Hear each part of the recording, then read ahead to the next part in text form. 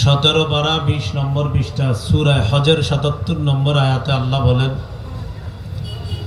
ইয়া আইয়ুহাল্লাযীনা আমানুর কাউ, হে ঈমানদারগণ তোমরা রুকু করো, ওয়াসজুদু তোমরা সিজদা করো, ওয়া'বুদু রাব্বাকুম রবের ইবাদত করো, ওয়াফআলুল খায়রা তোমরা ভালো কাজ করো, লাআল্লাকুম তুফলিহুন যাতে তোমরা সফলকাম হও।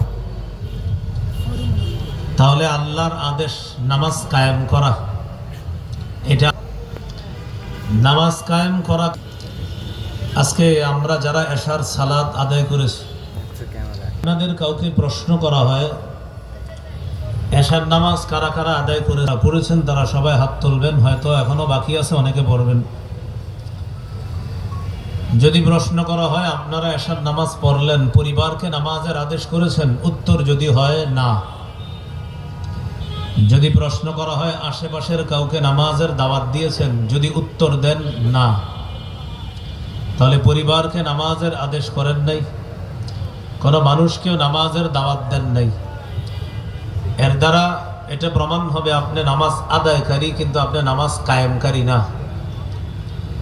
নামাজ কায়েম করা বা নামাজ প্রতিষ্ঠিত করার মানে হলো পরিবারকে নামাজের কথা বলা, আশেপাশের স্বজন, আত্মীয় স্বজন, কলিগ, দোস্ত, আহবাব, সমাজ, এলাকার মানুষগুলাকে নামাজের দাওয়াত দেওয়া। তাহলে শুধু নিজে নামাজ পড়লে তাকে বলা হয় নামাজ আদায়কারী, আর নিজে নামাজ পড়ে পরিবারকে নামাজের কথা বললে, অন্যদেরকে নামাজের দাওয়াত দিলে তাকে বলা হয় নামাজ কায়েমকারী।